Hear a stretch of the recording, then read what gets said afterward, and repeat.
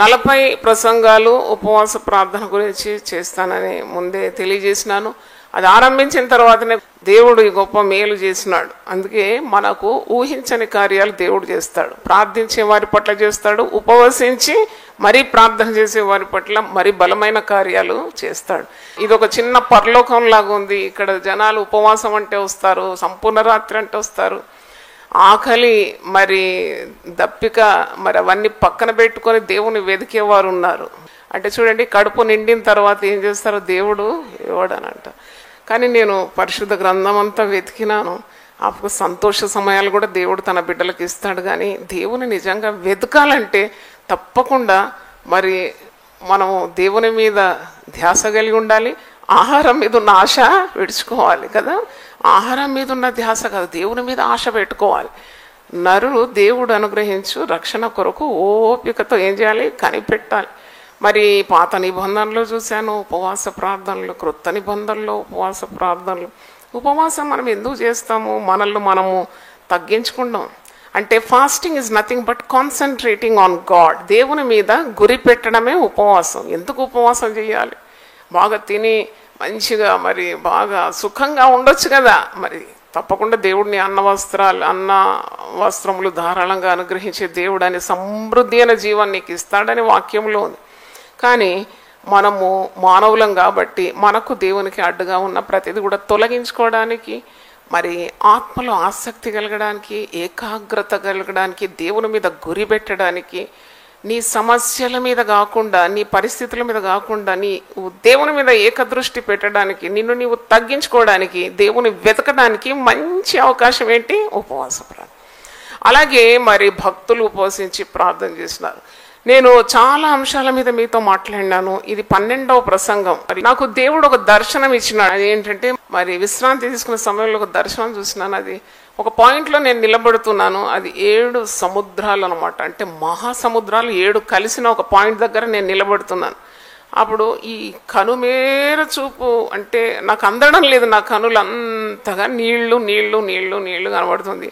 అది 7 రంగులు ఉన్నాయన్నమాట. అంటే it is showing that 7 different seas are getting together. అంటే 7 మహాసముద్రాలు, ఒకటి లైట్ గ్రీన్, లైట్ బ్లూ, మరి ఇట్లాగూ గ్రే కలర్, ఇవన్నీ ఉన్నాయి.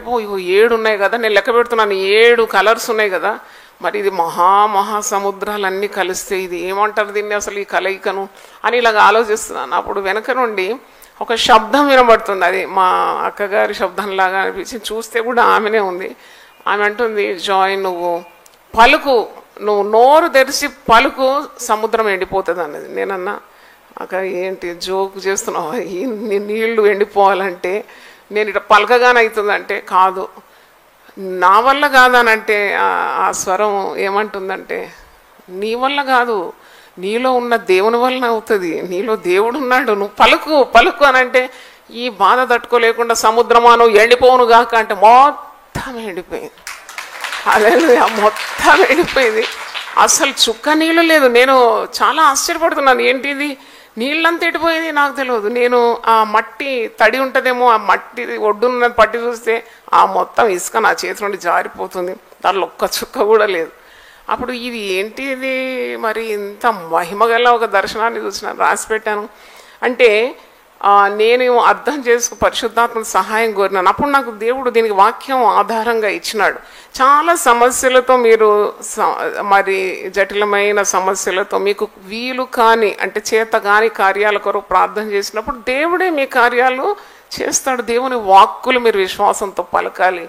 అంటే దేవుని మాటకు అంత శక్తి ఉంది. చూడండి, ఇది సముద్రమా నువ్వు ఎండిపోవునుగాక అంటే ఎండిపోయింది. అంటే అన్నది నేను కానీ నాలో ఉన్నది ఎవరు? దేవుడు కదా. అబ్బా, దేవుని ద్వారా మనం ఎన్ని గొప్ప కార్యాలు చేస్తాం. తమ దేవుని ఎరుగువారు బలం కలిగి గొప్ప కార్యాలు చేస్తారు. ఇర్మియా 51:36 చూడండి, జెరెమియా 51:36. అంటే నేను చూసిన దర్శనానికి ఇది ఆధారము, బైబిల్ వాక్యం. యెహోవా ఇలాగు సెలవిచ్చున్నాడు, ఆలకించుము, నీ వ్యాజ్యమును నేను జరిగించుదును, నీ నిమిత్తం నేనే పగ తీర్చుకుందును, దాని సముద్రమును నేనెండ కట్టుదును, దాని ఊటను ఇంకిపోవు చేయదును. అంటే సముద్రం ఎండిపోవాలంటే అది దేవుని వల్ల జరిగే కార్యం. ఎర్ర సముద్రము పాయలైంది కదా, ఆరిన నేలను ఇశ్రాయేలు ప్రజలు నడిచినారు. మోషే ఇట్లా కట్టె చాపగానే పాయలైపోయిందా అంటే కట్టెలో ఉందా, మోషలో ఉందా శక్తి? దేవుని యొక్క మహాశక్తి. కాబట్టి అలాంటి జటిలమైన సమస్యలను దేవుడు తప్పకుండా మన సంఘంలో పరిష్కరించబోతున్నాడు. దేవుని స్తోత్రం. అంటే మీ మదికి మీరు ఏదైతే అసాధ్యం అనుకున్నారో అదే సాధ్యపరుస్తాడు దేవుడు. దేవుని స్తోత్రం. అంటే నువ్వు ఏదైతే అనుకున్నావో, అమ్మో నేను అనుకున్నాను కదా ఇన్ని 7 సముద్రాలు కలయిక ఈ నీళ్ళు ఆరిపోవాలంటే ఎవరితోటవుతుంది? కానీ మరి ఆ వెనక ఉన్న శబ్దము అంటుంది కదా, నువ్వు పలుకు, అంతే, నువ్వు పలుకు. అలాగే దేవుని వాక్కులు మనం పలికినప్పుడు, దేవుని వాగ్దానాలు ఆధారం చేసుకున్నప్పుడు మనకు కాని కార్యాలన్నీ కూడా దేవుడే మన పక్షమందుండి చేస్తాడు. ప్రతి కుటుంబంలో దేవుడు గొప్ప కార్యాలు చేయబోతున్నాడు. దీనికి అనుమానమే లేదు, అనుమానం అవసరం లేదు. మరి మీరు ఎలా ఉపవాసం ఉండాలి మేము అన్నప్పుడు మీకు మరి ఒక చిన్న సలహా ఇస్తున్నాను. ముఖ్యంగా మీరు వ్యర్థమైనవన్నీ కూడా వదిలిపెట్టండి. ఈ దినాల్లో మీ హృదయము దేవుని సన్నిధిలో ఏం చేయాలి? కుమ్మరించాలి. 62వ కీర్తన 8వ వచనం, జనులారా ఎల్లప్పుడూ ఆయన యందు నమ్మిక ఉంచుడి, ఆయన సన్నిధిని మీ హృదయములు కుమ్మరించుడి. దేవుడు మనకు ఆశ్రయం. అంటే pour out your heart before God. దేవుని సన్నిధిలో నీ హృదయాన్ని పూర్తిగా కుమ్మరించాలి. వదిలిపెట్టాల్సిన పాపాలన్నీ వదిలిపెట్టాలి. అటుకు మీద ఉన్నది తీయాలి, సంకల్లో ఉన్నది కింద పడొద్దంటే కాదు. దేవుని వల్ల నువ్వేం పొందుకోలేవు. నీవు మీది నుండి పై నుండి దేవుని ఆశీర్వాదాలు పొందాలంటే తప్పకుండా కొన్ని వ్యర్థమైనవి, పాపాలు, అవిధేయత, మరి నీకు తెలుసు పరిశుద్ధాత్మ నీతో మాట్లాడతాడు కదా, అవన్నీ వదిలిపెట్టేయాలి. 81వ కీర్తన 10వ వచనం, నీ నోరు బాగుగా తెరువుము, నేను దాన్ని నింపాను. నేను దాన్ని నింపుతాను. నీ నోరు తెరువు అంటే, నోరు తెరువు అంటే మరి ఆ చిన్న పిట్ట ఏం చేస్తుంది? తల్లి పిట్ట పురుగులు తెచ్చినప్పుడు నోరు మూసుకొని ఉంటుందా? పిట్ట చిన్నది కానీ నోరు పెద్దగా నోరు తెరుస్తుంది. అప్పుడు ఆ తల్లి పురుగులు పట్టుకొచ్చిన పురుగులన్నీ నోట్లో నింపుతుంది. అలాగే దేవుని సన్నిధిలో కూడా మనం మన హృదయాలు కుమ్మరించాలి. నోరేం చేయాలి? తెరవాలి. బాగా తెరవాలంటే కేకలు వేసి మళ్ళీ ఇబ్బంది కలగజేయడం కాదు. అంటే you trust God so much that he can fill you. అంటే నీవు అడిగిన వాటన్నిటికంటే నువ్వు అత్యధికంగా చేయ శక్తి గల దేవుడు ఉన్నాడు. కాబట్టి మరి మీ కుటుంబాల్లో చాలా అవసరతలు ఉన్నాయి. మరి వాటన్నిటి కొరకు మీరు ప్రార్థన చేయాలి. ఎవరిని కొద్దిగా తట్టి చూస్తే ఎప్పుడు దుఃఖమే ఒలుకుతుంది. అవును, ఆ బాధ ఈ బాధ లేని వాళ్ళు ఇక్కడ ఉన్నారు. బ్రతుకున్నంత కాలం అంతా ఏదో ఒక బాధ, గిచ్చితే నొప్పి లేస్తుంది. అలాగే ప్రతి వ్యక్తికి ఎన్నో బాధలు ఉన్నాయి, ప్రతి కుటుంబంలో సమస్యలు ఉన్నాయి. ఈ సమస్యలకు పరిష్కారి ప్రభు యేసే జవాబు. కాబట్టి ఉపవాసంతో ప్రార్థించినప్పుడు, అందుకే ప్రభు అంటాడు కదా మార్క్ 9:29, ఇది ప్రార్థన మరియు ఉపవాసం వల్లనే కానీ ఇలాంటిది వదిలిపోట అసాధ్యం. మన కుటుంబాలకు మరి దేవుని సంరక్షణ కావాలి. చాలా కుటుంబంలో పాపం ఉన్నది. గుడారంలో పాపం ఉంటే మరి దేవుడు ఎలాగ ఆశీర్వదిస్తాడు? ఆ పాపము వలన దేవుని ఉగ్రత కుటుంబాల మీదకి వస్తుంది. ఎవరో ఒకరు పాపం చేస్తారు, పిల్లల మీదకి వస్తుంది. చూడండి, ఆ యొక్క దేవుని ఉగ్రతను ఆపివేసేదే మనం ఉపవసించి ప్రార్థన చేసినప్పుడు దేవుడు పాపంలో ఉన్న వారికి కూడా మారు మనసు తప్పకుండా దయచేస్తాడు. దేవుని స్తోత్రం. మరి పిల్లల విషయం ఆలోచిస్తే కూడా తల్లిదండ్రులకు ఈ దినాల్లో నెమ్మదే లేదు. తల్లిదండ్రులకు నెమ్మది లేదు. చూడండి, పిల్లలు బాగా చదువుకోవాలని ఎన్ని డబ్బులు ఖర్చు పెట్టి ఇంటర్నేషనల్ స్కూల్స్లో వేస్తున్నారు. ఇంటర్నేషనల్ స్కూల్స్ నుండి 1200 మంది చిన్న బిడ్డలను పట్టుకున్నారు. డ్రగ్ అడిక్ట్స్ అయిపోయినారు వాళ్ళు.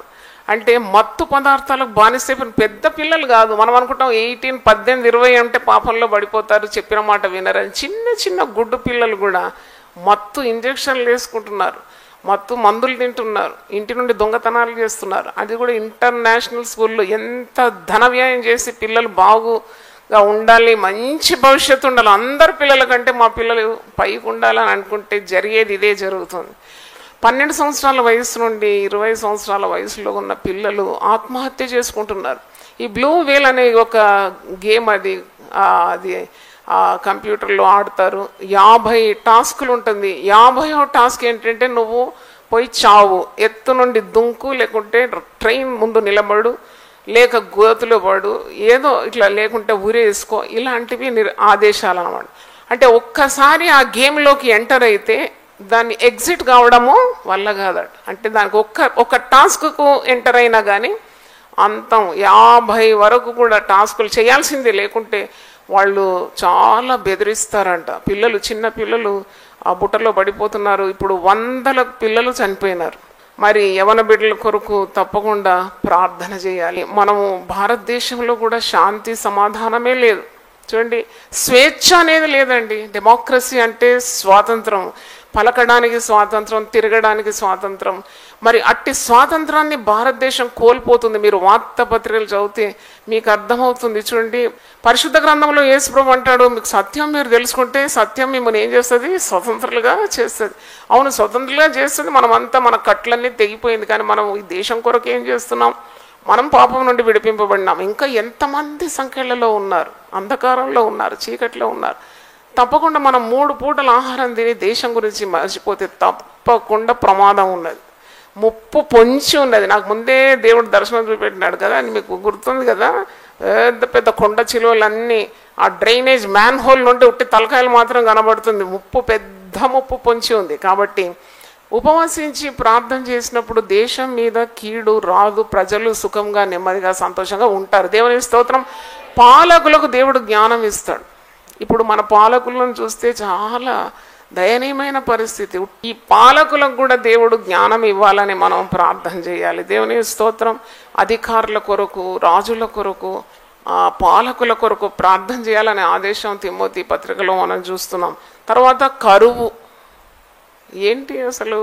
అతివృష్టి, అనావృష్టి, రైతులు ఎంతమంది ఆత్మహత్య చేసుకుంటున్నారు. మనకేమైనా శ్రద్ధ ఉందా? మనకేం లేదు. ఇంత వేడి అన్నం ప్లేట్లో వస్తే మింగేయడమే మన పని అనుకుంటున్నారు. కానీ అది రావాలంటే దానికి వెనక రైతులు మట్టిని ఏం చేయాలి? బంగారంగా మార్చాలి. ఎంత కష్టపడతారు. వ్యవసాయం చేసే వాళ్ళకి తెలుసు. వర్షాలు, అకాల వర్షాల ద్వారా మరి దేశం మీద కరువు, పంటంతా నష్టం, పంటకు పురుగు పట్టడం. చూడండి, దైవాశీర్వాదం లేదు. దేవుని ప్రజలు ఏం చేయాలి? దేవుని ప్రజలు ఏం చేయాలి? తప్పకుండా వారు నివసిస్తున్న దేశం కొరకు ప్రార్థన చేసే బాధ్యత వారి భుజాల మీద ఉన్నది. నన్ను అడిగితే మీరు అన్నం మింగొద్దు అంత ఈజీగా. ఒక్క మాట దేశం కొరకు చేయాలి. ఒక్క మాట మరి దేశం బాగుండాలని కోరుకోవాలి. ఒక మాట మిమ్మల్ని ఆత్మీయంగా నడిపించే సేవకుల కొరకు కూడా ఒక మాట చేయాలి. అవును, మరి తిని తృప్తిగా నువ్వు ఎలాగ ఉండగలుగుతావు? కాబట్టి యూ హ్యావ్ టు ప్రే. ఈ సమస్యలన్నిటి కొరకు ప్రార్థన చేయాలి. కుటుంబాల్లో శాంతి సమాధానము కరువైపోతుంది. సాతానుడే కుటుంబాలను పాడు చేస్తాడు. అంటే ఎందుకు? Why there is no peace? Definitely we have to check our cells. అంటే కుటుంబంలో నెమ్మది లేదంటే తప్పకుండా ప్రార్థన చేయాలి. మరి ఒక రోగము నిన్ను బాధిస్తుందంటే వెంటనే భయపడడం కాదు. You to pray for it. ఉపవసించి ప్రార్థన చేయాలి. దేవుని సన్నిధిలో విచారణ చేయాలి. దావీదు భక్తుడు అంటాడు, నేను యెహోవా యొద్ద విచారణ చేయగా ఆయన నాకు కలిగిన భయములన్నిటి నుండి విడిపించినాడు. చూడండి, భయము నుండి విడుదల కలుగుతుంది నువ్వు ప్రార్థన చేసినప్పుడు. రోగం రాగానే డాక్టర్ దగ్గర పోదు. ఇప్పుడు ఏంటంటే డాక్టర్లు అంటే వాళ్ళు just they are encashing the ignorance of the people. అవును, నీకు ఏదైనా కొద్దిగా ఆడితే అదే అంటారు. అదే అంటే ఏంటి? అదే అనమాట. ఏది? క్యాన్సర్. క్యాన్సర్ వచ్చిందంటే నీకు మళ్ళా దాన్ని చీల్చి చింతలు చేసి అది అబ్బో చుట్టుకున్న పాము పడగెత్తేలాగా చేసి మొత్తం తొందరగా మరి ఈ లోకాన్ని వదిలిపెట్టి రీతిగా మరి వైద్యం చేస్తున్నారంటే వాళ్ళకు కూడా సరైన వైద్యం తెలియదు. అంటే దే డు నాట్ నో. అంటే చూడండి, ఇలాంటి భయంకరమైన దినాల్లో మనం ఉన్నాం. కీడు కొట్టివేయబడాలి అంటే ప్రార్థన చేయాలి. వేటకాని ఉరిలో నుండి మనం తప్పింపబడాలంటే ప్రార్థన చేయాలి. దేవుని కోపం మన మీద మండకూడదంటే ప్రార్థన చేయాలి. అపాయంలో నుండి, ప్రమాదాల నుండి మనం తప్పింపబడాలంటే ప్రార్థన తప్పకుండా చేయాలి. భయంకరమైన వ్యాధులండి, వ్యాధులు అసలు దేవుడు మనల్ని ఏ విధంగా కాపాడుతున్నాడు? అద్భుతంగా కాపాడుతున్నాడు. దేవుని స్తోత్రం. ఒకసారి చప్పట్లు కొట్టి దేవుని స్తోత్రించాడు. అంటే how easily we fall into మరి డిఫరెంట్ డిజీజెస్ కదా. ఎన్ని రోగాలు, అసలు రోగాలకు కౌంటే లేదు. క్రొత్త రోగాలు పుట్టుకొస్తుంది. ఇప్పుడు చాలామంది చచ్చేది పాము కాటు ద్వారా కాదంట, మరి దోమకాటుకి మిలియన్స్ అండ్ మిలియన్స్ పీపుల్ చనిపోతున్నారు. ఎటు ఒక దోమ కొడితే చాలు, నీకు డెంగ్యూ వ్యాధి వచ్చింది, నీకు అది వచ్చింది, ఇది వచ్చింది, కాలు వాపు వచ్చింది, చచ్చిపోయినాం. అంటే అలా కాకుండా చూడండి, దేవుడు ఇశ్రాయేలును కాపాడువాడు, కొనుక్కడు, నిద్రపోడు. అంటే దాని అర్థం ఏంటి? అదేమన్నా వట్టి మాటలా? కానే కాదు. మహోన్నతిని చాటున నివసించేవాడు, సర్వశక్తుని నీడను.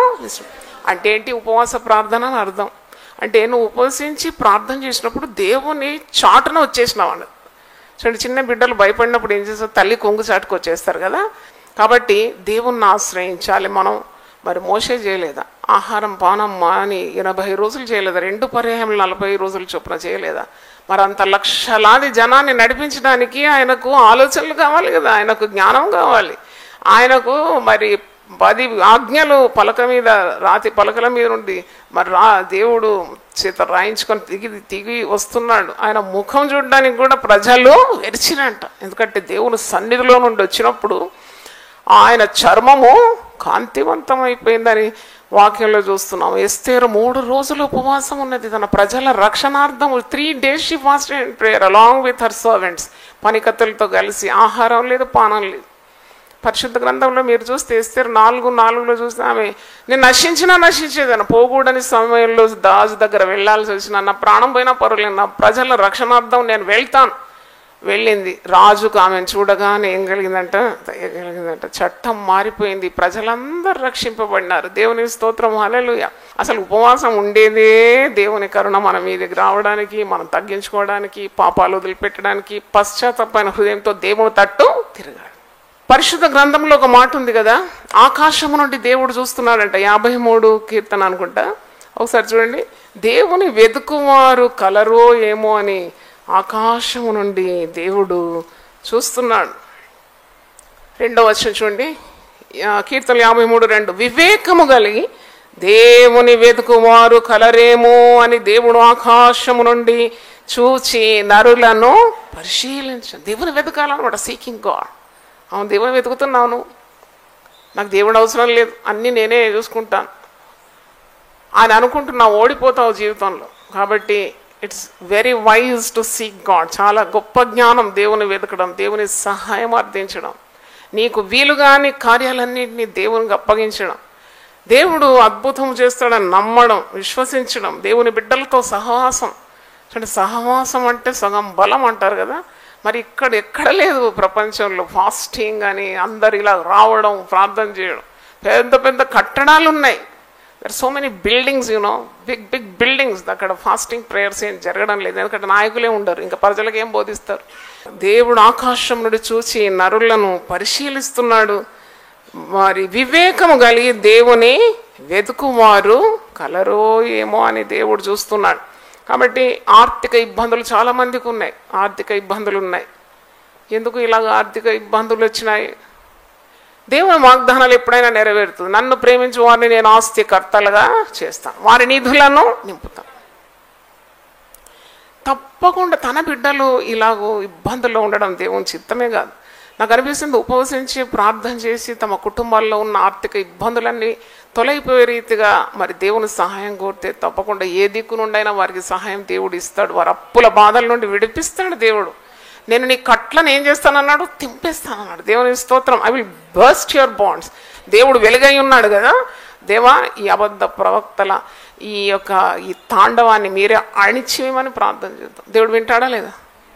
ఒక్కొక్కరు పుట్ట నుండి పాము వచ్చినట్టు వచ్చి పడతారు, శిక్షకు గురి కావాల్సిందే. దేవుని స్తోత్రం. ఎందుకంటే స్వచ్ఛమైన సువార్తను ఏం చేస్తున్నారు? వాళ్ళు చెడగొడుతున్నారు స్వలాభం కొరకు. వాళ్ళ మిద్దల మేడలు కట్టుకోవడానికి ప్రజల కష్టాలు. ఆ పిచ్చి ప్రజలండి, నాకు అది అర్థం కాదు. మాసస్ ఆర్ యాసస్ అని ఒకడో విన్నాను నేను.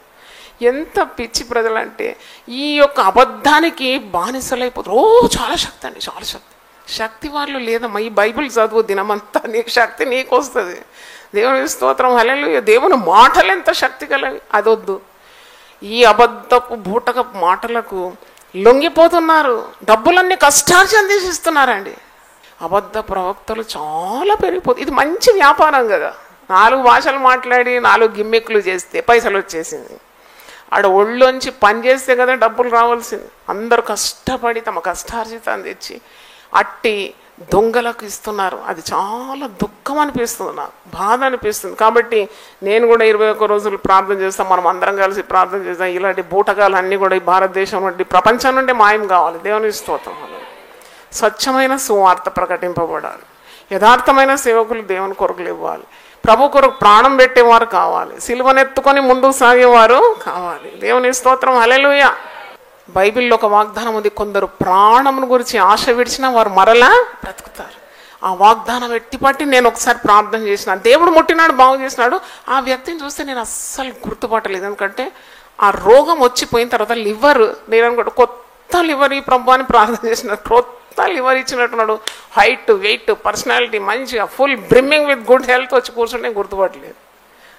అమ్మ, మరణ పడకలో ఉన్నప్పుడు ప్రార్థన చేసింది మీరే అమ్మ.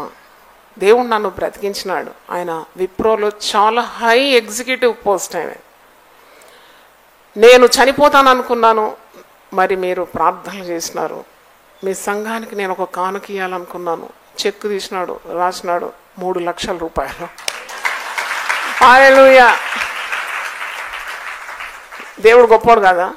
నువ్వు దేవుని సన్నిధిలో యథార్థంగా ప్రవర్తిస్తే నీకే మేలు కొదవై ఉండదు. దేవుని స్తోత్రం. హల్లెలూయా.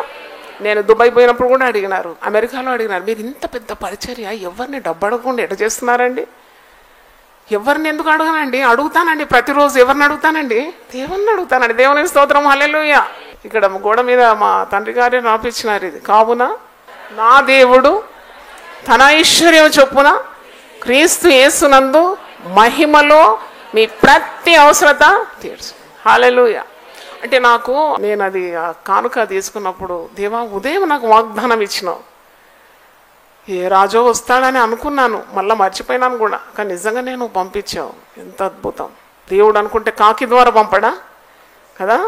కాబట్టి దేవునికి అసాధ్యం అంటూ ఏదీ లేదు. దేవుడు నీ ప్రతి అవసరత తీరుస్తాడు.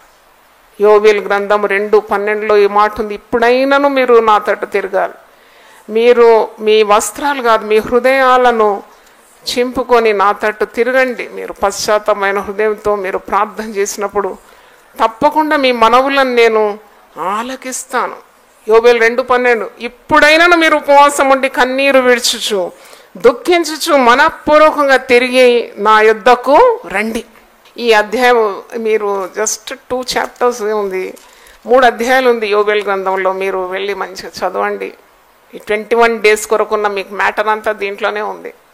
మీ పంటను దీనికి పురుగును నేను గద్దిస్తాను, గొంగళి పురుగు, మిడతలు, పసరు పురుగులు, ఇవన్నీ నాశనం చేసిన పంటను నేను మీకు తిరిగి ఇస్తాను. అవును, మీరు నా సన్నిధిలో మీరు ఉపవాస దినం ప్రతిష్ఠించుకోండి, వ్రతదినం ఏర్పరచుకోండి, దేవుని బతిమాలుకుంటకు పెద్దలను దేశంలో జనులందరినీ సమకూర్చండి నా మందిరంలో. తప్పకుండా మీకు ఆశీర్వాదాలు ఉంది. మీ హృదయములు చింపుకొని నా తట్టు తిరుగుడి. ఇంకా దీవెనలు అన్నీ ఉన్నాయి. పైగా పెద్ద ఆశీర్వాదం ఏంటంటే యోవేలు గ్రంథం 2:28 నేను సర్వజనుల మీద నా ఆత్మను కుమ్మరిస్తాను. మీ కుమారులను మీ కుమార్తెలు ప్రవచనములు చెప్పుదురు, మీ ముసలి వారు కలలు కందురు, మీ యవనస్తులు దర్శనలు చూతురు. ఆ దినములలో నేను పనివారి మీదను పనికత్తెల మీదను నా ఆత్మను కుమ్మరింతును. దేవుని స్తోత్రం. చేతులెత్తి మనం ప్రార్థన చేసుకుందాం. ప్రభువా నీ పరిశుద్ధ నామమునకు స్తోత్రం. ఉపవాస యొక్క శక్తిని మాకు బయలుపరిచిన విధానం కొరకు స్తోత్రం తండ్రి. మమ్మల్ని మేము తగ్గించుకొని మా యొక్క పాపములు ఒప్పుకొని మా చెడు నడవడికలన్నీ కూడా వదిలిపెట్టి నీ రక్త ప్రోక్షణ క్రిందికి మేము వచ్చి పవిత్రమైన హృదయాలతో నీ సన్నిధిలో మేము ప్రార్థన చేయడానికి మాకు మరి ఒక అవకాశం మీరు ఇస్తున్నారు. నా సమస్యలన్నీ తొలగిపోతే పర్వతములు నా ఎదుట, మెట్టలు నా ఎదుట సంగీత నాదముతో నాట్యమాడే రోజులు నాకు వస్తాయి. ముండ్ల చెట్టులకు బదులుగా దేవదారు వృక్షం మొలుస్తుందన్నాడు. అవును తండ్రి. Hallelujah. All impossible things will become possible lord. Mighty name wonderful Jesus. మరి సమయాన్ని మాకు ఇచ్చినందుకు వందనాలు చెల్లిస్తున్నాను. సజీవులకు మమ్మల్ని ఇచ్చినందుకు వందనాలు చెల్లిస్తున్నాను. బిడ్డలు ఆరాధించడానికి, తర్బీదు పొందడానికి దాసరాలను ఉపదేశం ద్వారా నింపమని ప్రార్థిస్తున్నాను. తిరిగి మాట్లాడండి. ఆరాధించడానికి మేము నేర్చుకోవాలి, పాడడానికి నేర్చుకోవాలి, నీ ఘనత ఇవ్వడానికి మేము నేర్చుకోవాలి. నేను ఘనపరచడం మా విద్య అయి ఉండాలి. ప్రభువా గొప్ప దేవా, చేతులెత్తి ప్రతి ఒక్కరిని దీవించి ప్రతి కుటుంబంలో స్తుతి దయచేయండి. ప్రజలు నన్ను స్తుతించాలి, అప్పుడు ఎండిన బీడు భూములు ఫలిస్తుందన్నావు. అవును తండ్రి. ఫలము లేని చెట్లు ఫలిస్తుందని సెలవిచ్చిన దేవా, 3 బారిన చెట్లు చిగురిస్తుంది నాయన. అవును, స్తుతుల మధ్యలో నివాసం చేసే దేవుడు. అడవిలోని చెట్లన్నీ చప్పట్లు కొడుతుంది ప్రభువా. పిచ్చుకలు కిలకిల రావంతో నిన్ను ఉదయాన్నే గణపరుస్తుంది ప్రభువా. నీ రూపంలో మమ్మల్ని నేర్పించుకున్నావు నిన్ను స్తుతించడానికని. జ్ఞానం మాకు ఇవ్వమని ప్రార్థిస్తున్నాను. ఆశీర్వదించి దీవించి నీ బిడ్డలను దీవెనతో మరి కప్పబడాలని, స్తుతులతో నింపబడాలని యేసు నామములో అడుగుతున్నాను తండ్రి. ఆమేన్.